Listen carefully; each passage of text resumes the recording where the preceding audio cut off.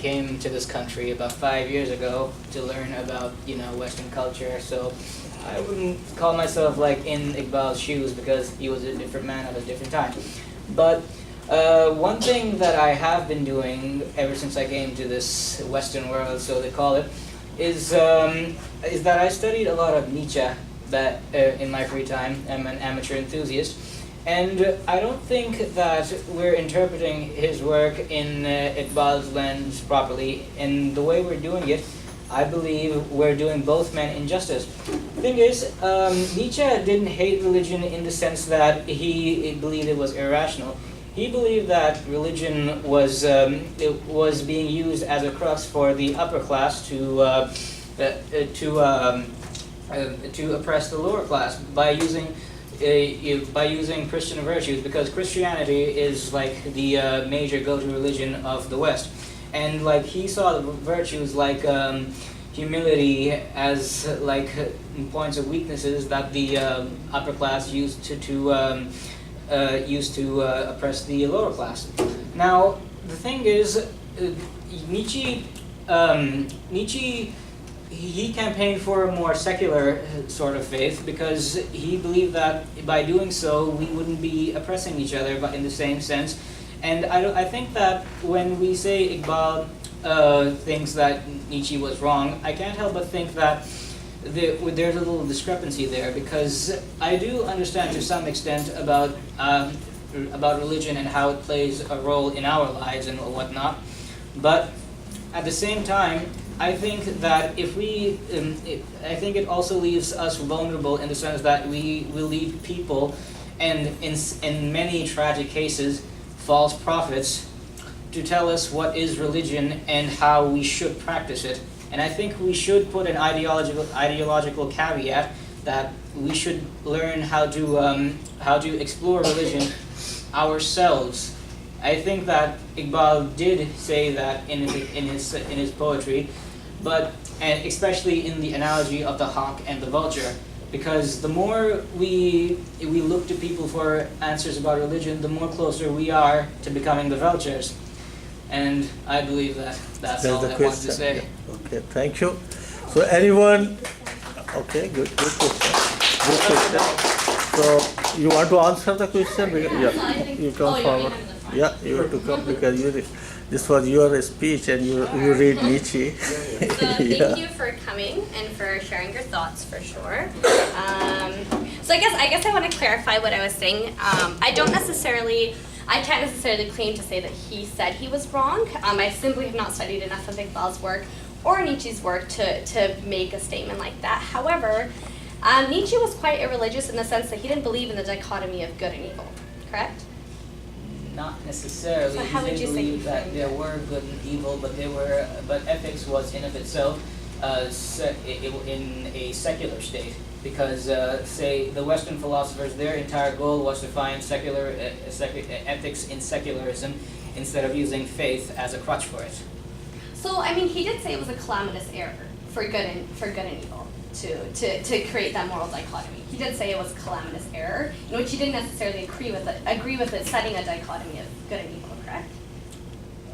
Wait, you lost me there, sorry, what? So he called, he actually, in Why I Am a Destiny, in his written work, he called the dichotomy of good and evil as calamitous. He said it was calamitous in error, rather. So he didn't agree with it. So I guess what I want to propose here, what I'm trying to say is Iqbal came from a perspective as a Muslim who believed that life's works in terms of his politics, his economy, social justice, social systems should come from the Quran and Sunnah. So his idea, so I guess the thing what we're coming at is the nature of how we understand epistemology is different in the West, because our idea of epistemology is that it comes from humans, different humans or our own selves. But the idea of as a Muslim, your idea of epistemology is that the source of knowledge is God, not necessarily other people or even your own self. So what I was trying to say and what Iqbal was saying is that he really ascribes to that idea, that the source of knowledge is the Quran and Sunnah, and in that sense, if the Quran defines something as good or bad, we ourselves define it as good or bad too. So it's not necessarily that you should take your practice from other people, but more we can look to our pious predecessors, like the Prophet Muhammad sallallahu alaihi wasallam, and his pious predecessors as models of how we can model our behavior, because they explain the Quran and Sunnah in that sense. But the fallacy there is that the Quran, a multifaceted and deep book as it is always open to interpretation. I mean, I don't have to vouch for the statement. People who claim that they are from the Muslim faith always commit, either good acts or bad acts, and I don't think that in this case, that Iqbal's statement holds water here, because the thing is, Iqbal was a poet of his time, and for his time, this idea that he was trying to preach was very, very radical. But now, in 2018, us having the discussion about him, he is a part of the mainstream. He is a very mainstream poet.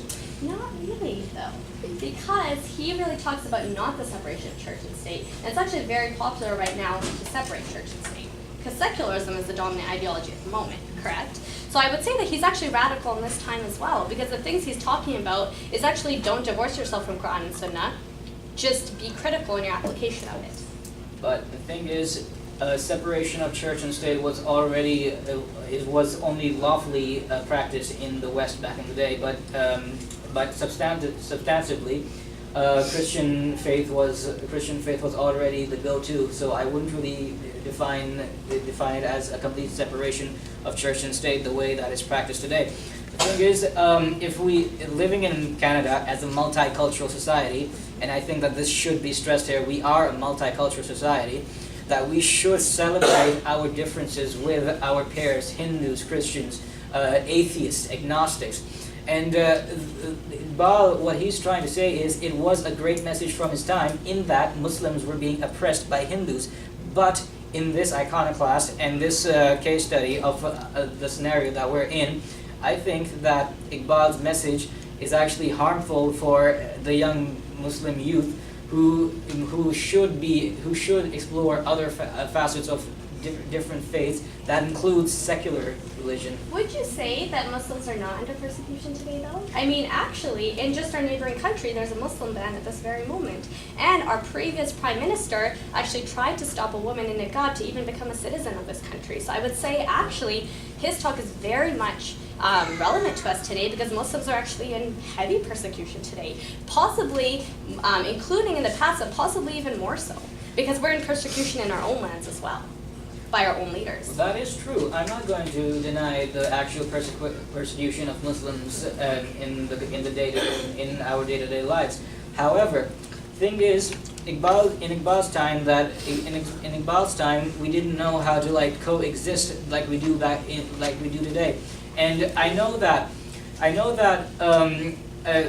looking to religion is the go-to response, and I can understand that to a huge degree.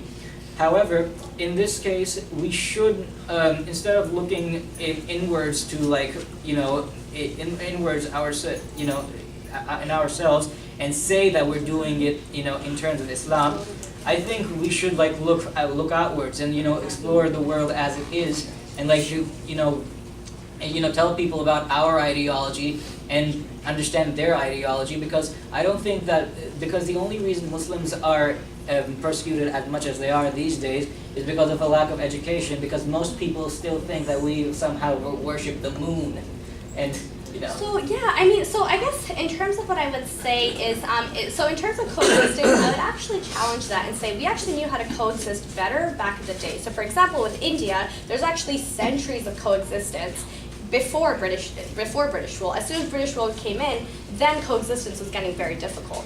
Coexistence, actually, Hindus and Muslims had been coexisting for ages, since they had actually been, especially under Mughal rule.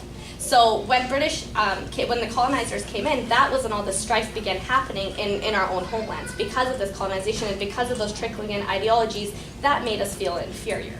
So because actually the philosophy of Islam in itself is coexistence. Coexistence is very much a part of Islam. So I agree with your point that coexistence is key, particularly in a pluralistic society such as Canada.